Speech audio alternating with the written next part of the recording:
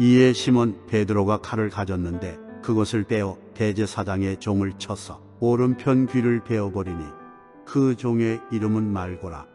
예수께서 베드로더러 이르시되 칼을 칼집에 꽂으라. 아버지께서 주신 잔을 내가 마시지 아니하겠느냐 하시니라. 믿음이란 불의한 세상에서 진리이신 예수 그리스도를 따르는 삶이라고 말할 수 있겠습니다. 물론 그 과정에서 불의한 세상이기에 신앙의 도를 지켜나가기 위해서 때로는 많은 희생이 따르고 단호한 결단이 필요하겠습니다. 그런 면에서 신앙은 또 다른 말로 용기라고 말할 수 있겠습니다. 용기가 없으면 그 불의한 세상 가운데 적당히 타협하고 또 그 길을 따르는 삶을 살아갈 수밖에 없기에 용기를 가지고 타협하지 않고 오직 믿음을 지키는 그러한 삶을 살아가는 신앙이어야 되기 때문에 이렇게 말씀을 드릴 수가 있겠습니다. 용기라고 하는 말을 사전에서는 씩씩하고 굳센 기운 또는 사물을 겁내지 아니하는 기계, 이렇게 우리 사전에서 정의를 하고 있습니다. 그러나 이 말씀을 남들이 이해할 때 아니요라고 말할 수 있는 이것이 곧 용기다, 이렇게 이야기를 할 수가 있겠습니다. 물론 이 말이 삐딱한 사람이 되라고 하는 의미로 이렇게 말을 하는 것은 아닐 것입니다. 옳은 것을 옳다, 또 잘못된 것을 잘못되었다라고 말해야 되는 그런 상황에서도 시대의 흐름이, 분위기가 옳은 것을 옳다고 말하지 못하고 또 틀린 것을 틀리다고 말하지 못하는 그러한 시대이기에 적당히 타협하고 또 눈 감는 그러한 것이 아니라 어떤 상황에서도 어떤 환경에서도 옳은 것을 옳다고 하고 또 틀린 것을 틀리다고 말하는 것이 곧 용기라고 그렇게 말을 할 수가 있겠습니다. 또 코로나 이후로도 우리 한국 교회가 굉장히 세상 사람들로부터 비난받고 또 욕을 먹는 일들이 참 많아졌습니다.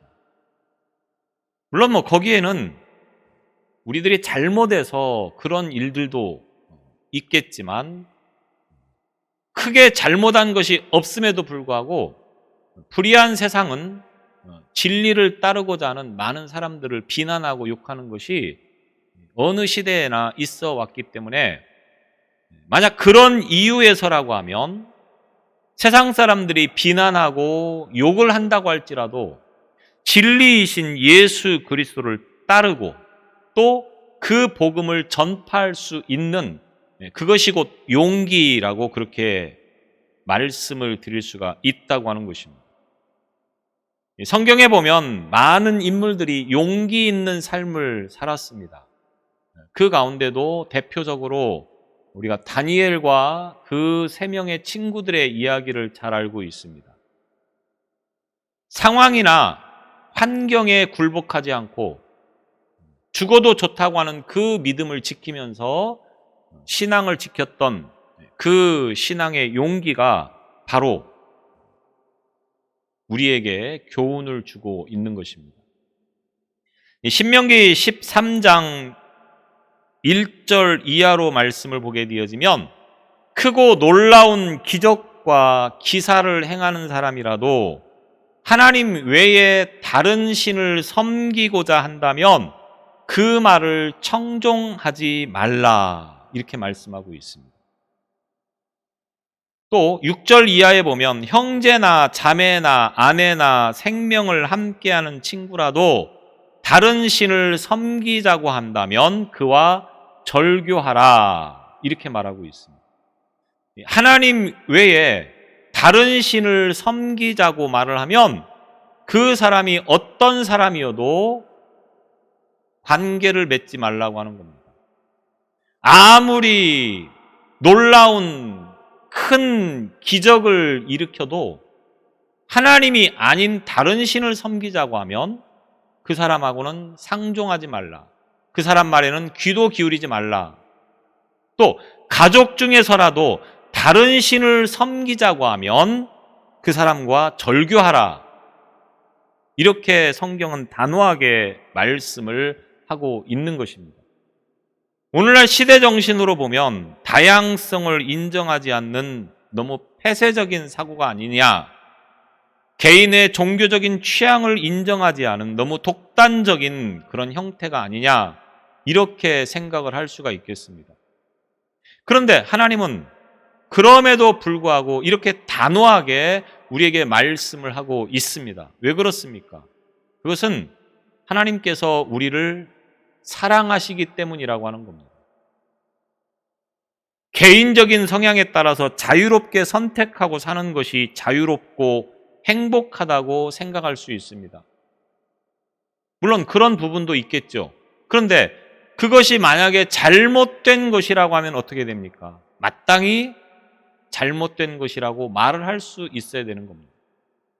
예를 들면 아직 사고가 온전치 않은 어린 아이들이 이것이 자유다라고 하면서 잘못된 길을 걸어가고 있을 때 그것을 보는 부모의 입장에서는 어떻게 됩니까? 자녀의 잘못됨을 잘못되었다고 말을 하면서 길을 돌이킬 수 있도록 해야 되는 것이 부모의 책임이라고 하는 겁니다. 네 인생이니까 네가 뭐 자유롭다고 하면 그 길이 나쁜 길이어도 너는 그냥 가라. 이렇게 말을 할 부모는 아무도 없다고 하는 겁니다. 마찬가지로 하나님께서 오늘 하나님의 백성들이 잘못된 길, 다른 신을 섬기는 길을 가고 있을 때 물론 그 길이 처음에는 유익한 것 같고 좋은 길인 것 같이 보일 수 있습니다. 그러나 결과적으로 보면 그것은 결국 망하는 길이기 때문에 그 길로 가면 안 된다고 하는 것을 하나님은 분명히 아시기에 다른 신을 섬기자고 하면 그 사람하고는 관계를 가지지 말라, 이렇게 말씀하고 있다라고 하는 것입니다. 여호와 하나님만이 창조주가 되시고 우리의 모든 인생에 복을 주시기를 원하시는 분인데 그분을 멀리하고 다른 신을 섬긴다, 이것은 결국 인생이 망하는 길을 가고 있기 때문에 하나님께서는 그들과 함께하지 말라, 이렇게 말씀을 하고 있는 것입니다. 오늘 요한복음 18장의 말씀은 예수님께서 이제 붙잡히셔서 신문 받으시고 또 십자가로 가시는 고난받는 내용이 기록되어진 말씀이 되겠습니다.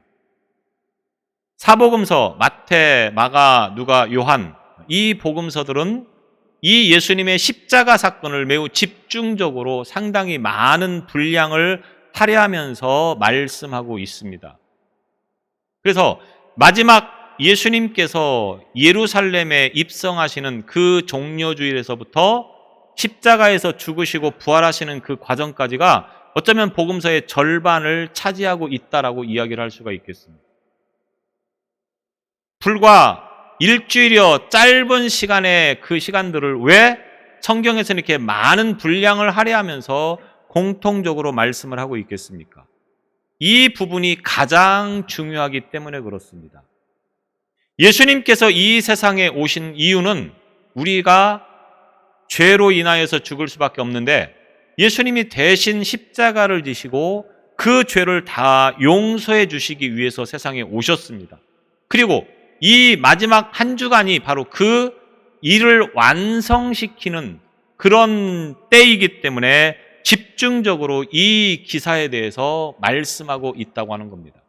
물론 보는 관점과 기준에 따라서 조금 차이가 있기는 합니다. 그러나 공통적으로 이 십자가 사건은 매우 비중 있게 모든 복음서에서 집중적으로 다루고 있다라고 하는 겁니다. 특별히 요한은 이 기사 가운데 누구보다도 분명하고 정확하게 이 부분들을 명시하는 그런 내용들을 우리가 보게 되어집니다. 그래서 신문 과정이나 십자가의 처형 장면에서 조금 더 다른 복음서들과는 달리 세부적으로 구체적으로 묘사를 하고 있는 그런 기록들을 보여주고 있습니다. 왜 그렇습니까? 다른 사도들은 이 십자가의 순환의 현장에서 다 도망쳐 버리고 그 자리에 없었습니다.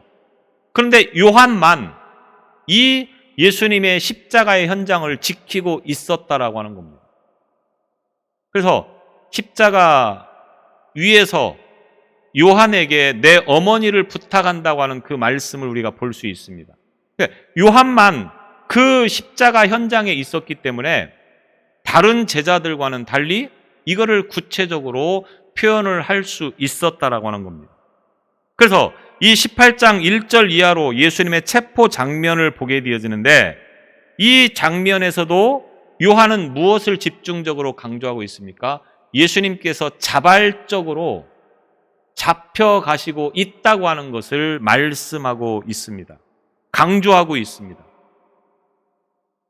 자신을 잡으러 온 군병들에게 내가 너희가 찾는 예수다, 내가 그니라, 이렇게 말을 하면서 나만 잡아가면 되니까 다른 제자들은 다 풀어주어라, 다른 제자들은 잡아가지 말라, 이렇게 말씀하는 장면을 이 사도 요한은 기록해 놓고 있습니다. 그래서 이 장면이 요한만이 유일하게 기록하고 있는 내용이 되는데 9절에 보면 이는 아버지께서 내게 주신 자 중에서 하나도 잃지 아니하였사옵나이다 라고 하는 말씀을 응하게 하려고 이렇게 했다고 해설을 하고 있습니다. 예수만 잡혀가면 되는 것이고 다른 제자들은 잡아가지 않도록 하는 것이 아버지의 뜻이라고 하는 것입니다. 그래서 이 일을 완성시키기 위해서 예수님께서는 너희들이 찾는 내가 예수다, 그러니까 나만 잡아가라, 이렇게 기록을 하고 있다고 하는 것입니다. 여튼 이 요한복음 18장 말씀을 중심으로 해서 신앙인은 과연 진정한 용기가 무엇인가 라고 하는 것을 예수님께서 말씀하신 것을 중심으로 우리가 예수께서 말씀하신 진정한 신앙의 용기가 무엇인가를 배울 수 있는 것입니다. 예수님께서 마지막 십자가를 지시기 전에 제자들을 위해서 기도하신 다음에 기드론 시내 건너편으로 가셨던 장면을 오늘 말씀을 이제 시작하고 있는 내용으로 보여주고 있습니다. 그때 가룟 유다가 군대와 대제사장과 또 바리새인들이 보낸 사람들을 데리고 예수님을 잡으러 왔던 것입니다. 유다는 예수님을 3년 동안 따라다녔던 제자였었습니다. 특별히 제자들의 이 모임의 재정을 담당하도록 이 가룟 유다가 이 일을 감당하고 있었다라고 하는 겁니다. 이것은 그만큼 예수께서 그 가룟 유다를 신뢰했다고 하는 말씀이 되겠습니다. 그런데 이 가룟 유다가 예수님을 팔아먹는 배은망덕한 태도를 보인다고 하는 것입니다. 예수님께서는 유다를 매우 아끼셨기 때문에 그에게 회개할 수 있는 기회를 여러 번 주셨습니다. 그래서 앞서 말씀을 드렸던 제자들의 발을 씻기는 과정에서도 최후의 만찬의 자리에서도 가룟 유다가 깨닫고 돌아올 수 있도록 예수님께서 기회를 주셨는데도 불구하고 이 가룟 유다는 회개하지 않고 결국은 예수님을 스승을 팔아먹는 그런 배은망덕을 보였다라고 하는 것입니다. 이 가룟 유다가 예수님을 잡아갈 군사들을 데리고 예수 앞에 나타났을 때 제자 가운데 베드로라고 하는 이 제자가 칼을 빼들고 예수님을 잡아가지 못하도록 예수님을 지키겠다고 칼부림을 하는 과정에서 대제사장의 종이었던 말고라고 하는 사람의 오른쪽 귀가 떨어지게 됩니다.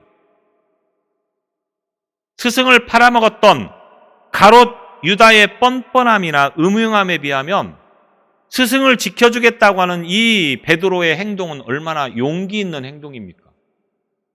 누가 봐도 베드로는 칭찬받을 만한 일을 지금 하고 있는 것입니다. 그런데 이 상황을 보시던 예수님께서 어떤 반응을 보이십니까? 베드로를 칭찬하는 것이 아니고 오히려 베드로를 꾸중하고 있다고 하는 것입니다. 베드로의 행동을 막으면서 떨어진 말고에 귀를 붙여줍니다. 그러면서 베드로를 책망하게 되어집니다.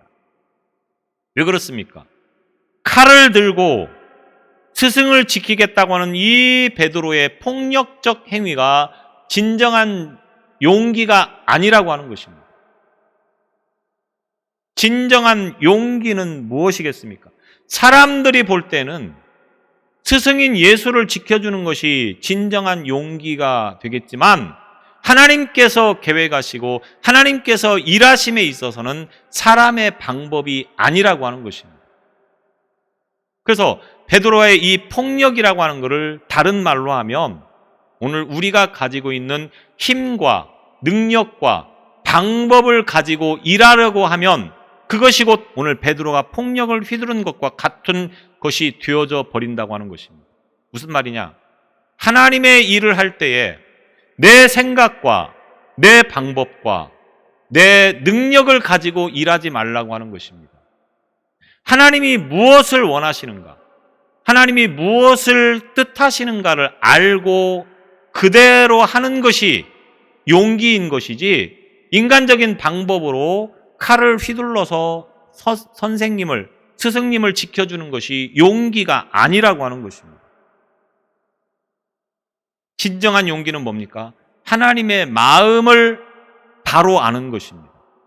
그리고 그 마음에 순종하는 것을 말하는 것입니다. 우리가 신앙생활함에 있어서 우리의 방법이나 우리의 능력이나 우리의 힘을 사용하지 말라고 우리는 수없이 듣고 있습니다. 그런데도 막상 살 때 보면은 내 방법, 내 힘, 내 능력을 가지고 세상을 살아간다고 하는 것입니다.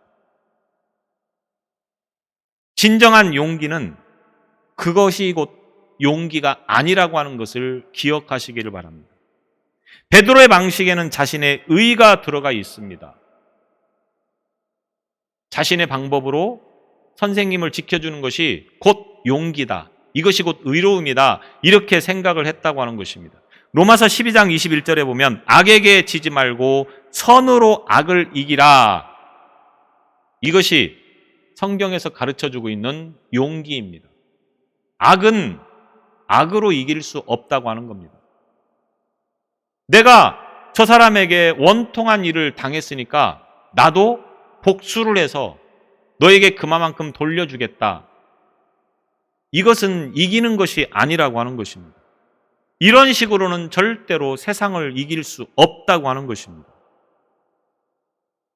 악은 계속해서 악순환될 뿐이라고 하는 겁니다.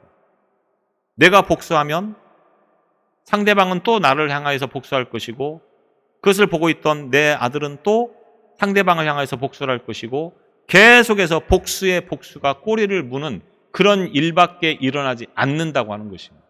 그래서 하나님께서는 예수님께서는 악을 악으로 갚지 말고 악을 선으로 갚으라 이렇게 말씀하고 있습니다.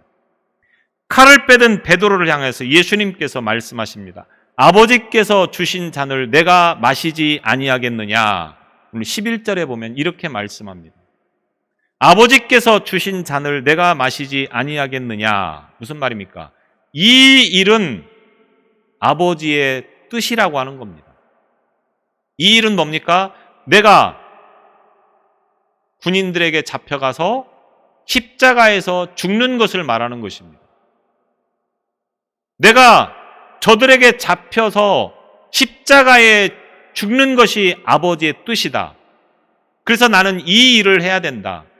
그러니까 이 일을 막아서는 안 된다. 예수님께서 지금 베드로에게 이렇게 말씀을 하고 있습니다. 겟세마네 동산에서 앞서 예수님께서 기도하실 때 어떻게 기도하셨습니까? 이 잔을 내게서 옮기시옵소서. 십자가를 지고 가는 것은 고통스러운 것이고 힘든 것입니다. 사람이라고 하면 이것을 피할 수 있는 것이 가장 지혜로운 방법이겠죠. 예수님께서도 할 수만 있으면 내가 십자가를 지는 그 고통을 피하기를 원합니다. 이렇게 기도를 했다고 하는 겁니다. 그 예수님이 지금 이 자리에서 뭐라고 말씀합니까? 이 잔을 내가 마시지 아니하겠느냐. 이 잔을 내가 마셔야 한다. 왜? 이 잔을 마셔야, 다시 말하면 십자가에서 죽어야 너희들이 살고 또 모든 믿음의 사람들이 살기 때문에 나는 이 일을 해야 된다. 그러니까 이 일을 막지 말라. 진정한 용기는 무엇입니까? 하나님의 말씀에 순종하는 것입니다. 힘을 막는 것이 아니고 하나님께서 말씀하신 그 일에 순종하는 것이 곧 진정한 용기라고 하는 것입니다. 신앙의 용기는 하나님의 말씀에 순종하는 것임을 기억하시기 바랍니다. 예수님은 온갖 모욕과 폭력의 그 잔을 묵묵히 마시는 순종을 우리에게 보이셨습니다. 이것은 또한 우리가 그 예수님을 본받아야 되는 것이라고 하는 겁니다. 그 일이 결코 항상 우리에게 좋은 일만 주어지는 것은 아닙니다. 우리가 감당할 수 없을 만큼 고통스럽고 힘든 일이 되어집니다. 그럼에도 불구하고 그 일이 하나님의 뜻이라고 하면 거기에 순종해야 되는 것이 곧 용기라고 하는 것을 예수님께서 말씀하고 있는 것입니다. 또 신앙의 진정한 용기는 무엇입니까? 27절에 보면 예수님께서 체포되어서 대제사장 앞으로 끌려가게 되어집니다. 그때 마침 모든 제자들은 다 도망가 버렸지만 베드로는 예수님을 멀찍이 따랐다. 성경은 기록하고 있습니다. 누가복음 22장 54절에 보면 예수를 잡아 끌고 대제사장 집으로 들어갈새 베드로가 멀찍이 따라가니라. 예수님께서 군인들에게 붙잡혀서 이제 신문을 받으려고 끌려갈 때에 다른 제자들은 다 도망쳐 버렸다고 하는 겁니다. 예수님께 뭔가를 기대했는데 군인들에게 힘없이 잡히는 그 모습을 보면서 이제는 더 이상 우리가 저 예수를 따를 필요가 없겠다. 이렇게 판단을 해서 아마도 다 도망쳐 버린 것입니다. 그런데 베드로는 멀찍이 쫓았다. 이렇게 말하고 있습니다.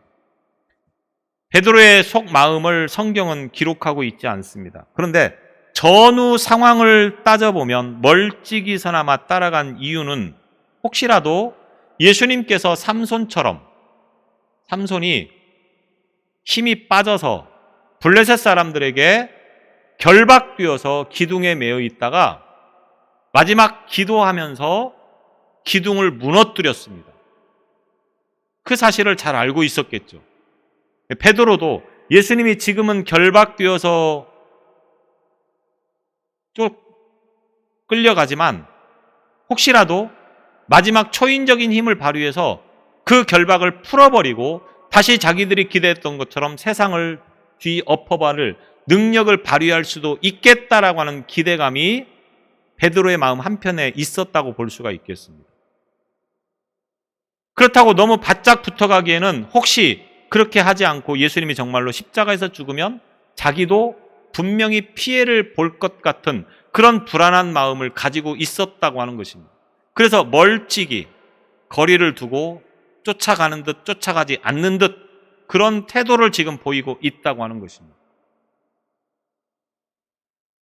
만약 예수님께서 아무런 능력도 행하시지 않으면 괜히 가까이 쫓아가다가 자기도 다칠 수가 있고, 그렇다고 아예 미련을 버리자고 하니 예수님의 능력이라고 하면 혹시 삼손처럼 또 마지막 초인적인 힘을 발휘할지도 모르겠고, 세상 말로 교회에 한 발, 세상에 한 발 있는 겁니다.